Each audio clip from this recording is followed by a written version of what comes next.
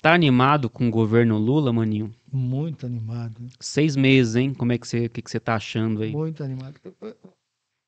Quem assumiu um governo pós-catástrofe, destruição, sabe o que ele está enfrentando, né? Outro dia veio lá uma moça que é adjunta do Paulo Teixeira e ela estava falando, ó, eu estou no ministério que não tem nem água. Nós vamos começar a trabalhar mesmo a partir de janeiro do ano que vem, porque não tem nenhuma infraestrutura, não tem nada. Ficou terra arrasada.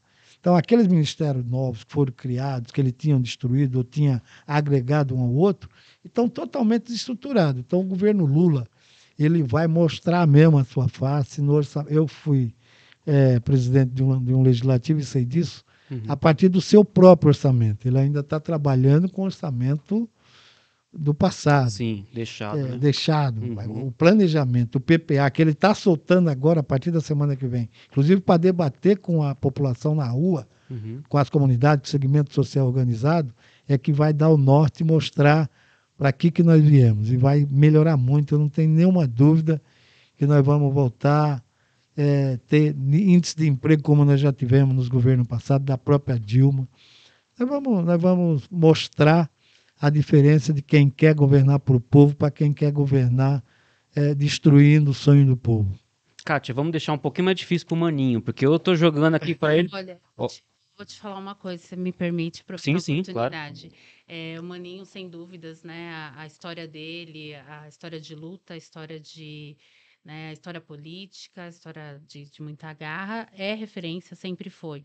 E aí eu fico imaginando aqui o ouvinte, a hora que ele estiver ouvindo esse podcast, o jeito que ele vai estar admirando, porque assim, eu sempre ouço ele e para mim sempre enche os olhos porque ele traz muita verdade, Uhum. né? Ele traz uma história onde não é algo que você fala assim, será onde ele evidencia, né? Ele deixa muito claro ali essas realidades. E eu ouvi ele falar de política, eu fico assim, encantado. Tô aqui e falo assim, ai meu Deus, continua porque eu quero ouvir, continua que eu quero aprender. E como é bom, Com uma né? empolgação, A né? gente aproveita essa oportunidade para aprender e para ouvir, né? E para pegar essa referência aí e absorver para nós e crescer com isso.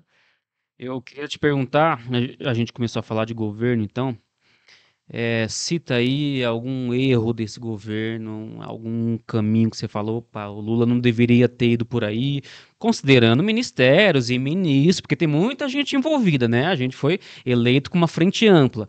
Pega uma coisinha e fala, não, isso aqui, ó, tá errado, tem que melhorar, tem que mudar, não sei, diz aí. Ah, tem. Inclusive, eu quero ir falar. Ontem mesmo eu falei isso com uma pessoa. Eu falei, o dia que eu falar com o Lula, eu vou dizer, porra, isso eu não faria. Tem Uhum, algumas uhum. coisas, né? Agora, é muito complicado a gente avaliar e dizer alguma coisa, porque só quem viveu o parlamento sabe como é complicado aquilo. Quem está de fora não sabe o tamanho do desgaste que você tem num governo, numa prefeitura. Por muitas vezes, eu fui presidente da Câmara 4 vezes, imagina. Então, É. convivi com um monte. É uma esfera menor? É uma esfera menor. Uhum. Só que os interesses são muito parecidos e as cabeças que estão do outro lado são muito parecidas. Então, o Lula, eu acho que a escolha do ministério dele, se ele tivesse autonomia, não seria Sim. essa. Se for só ele decidindo, Ele né? Aham. decidir. Mas Sem compromisso com ninguém. imagina o Lira. Alguém de nós, alguém representando a classe trabalhadora, aceitaria o Lira presidente? Claro que não. Nunca. Uhum. Porra, nós ia botar alguém, né? Ia botar o Marinho, Carlos Aratini, Vicentinho, qualquer um daqui Uhum, uhum. que tem bagagem, tem, né? Um Chinaglia, quantos outros aqui do interior Sim. do Brasil que tem, no Ceará, no Rio Grande do Sul. Mas é muito complicado. Então, essa coisa de você fazer uma crítica a ele sem saber o porquê que ele chegou a isso é Uhum. complicado. O que eu não faria, e estando fora é mais fácil, é algumas declarações que ele deu em Uhum. relação Fala. a governo, algumas falas, né? Por Uhum. exemplo, uma coisa que eu concordo muito com ele, e quem me conhece sabe disso, é em relação à Ucrânia e à Rússia. Uhum. Porque tem gente hoje vendendo que o Zelensky é um santo. Isso. E não é, né? Zelensky é neonazista. Tem gente vendendo e tem gente comprando fácil. Não precisa nem insistir. A pessoa já vê um pouquinho na televisão e fala, olha lá, nossa, o louco do russo e o outro coitadinho. Essa não é. O Zelensky é neonazista, é fascista. Pior, ele já ultrapassou, ele é neonazista. E agora se faz de vítima porque ele comprou uma briga que ele não tem como segurar a onda. Está utilizando o recurso de vários países para comprar arma, quando podia se preparar. Está se colocando como Davi contra Golias. Não vai ter condições de enfrentar, pode dar as armas que dele, não tem condições, porque a China depois toma partido e não vai ficar com ele, que ela não é louca. Então, essa coisa do Lula em relação aos Zelensky, quando criticaram, não, ele não... o Putin é um santo. Não, não é um santo. Né? Tem problema. É um cara... Nós vimos depois do fim da Revolução Russa o que os capitalistas, aqueles caras que se usufruíram do sistema, ficaram ricos e depois fizeram um monte de bobagem. Putin é um desses. Agora, não que o outro... E aí, isso aí, eu concordo com o Lula nisso. Mas ele até tentou se manter como neutro. Ele falou contra a guerra. Mas aí vem toda a mídia, agora no reforço da internet, dizer, olha que o Lula falou. Gente, ele está falando contra a guerra. Ele está falando contra a guerra, contra as armas, contra os países que estão alimentando essa guerra.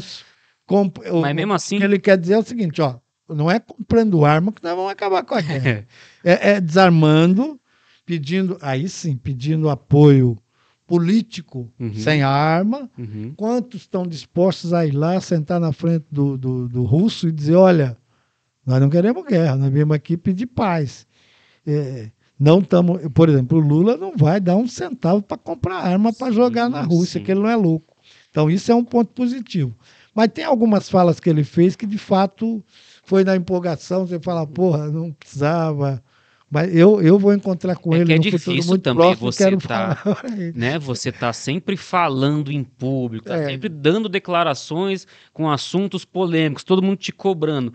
Poxa, uma hora você coloca uma frase mal falada, mal expressada ali, e quem já tem vontade de pegar alguma coisinha, tanto é que o pessoal faz muito isso. Se ele fosse tão ruim do jeito que alguns falam, não precisava pegar uma parte, uma frase... Né? Agora e torcendo. Eu vi uma deputada lá, não lembro o nome dela, justificando a possibilidade do impeachment do Lula. Dizendo que o Lula não está governando por um interesse da nação, e sim porque ele tem interesse em se vingar do Moro. Olha o argumento deles, de uma fala que ele falou claramente, a gente viu. Lá na cadeia, tinha dias que eram tão difíceis que tinha dia que eu tinha vontade de me vingar do Moro.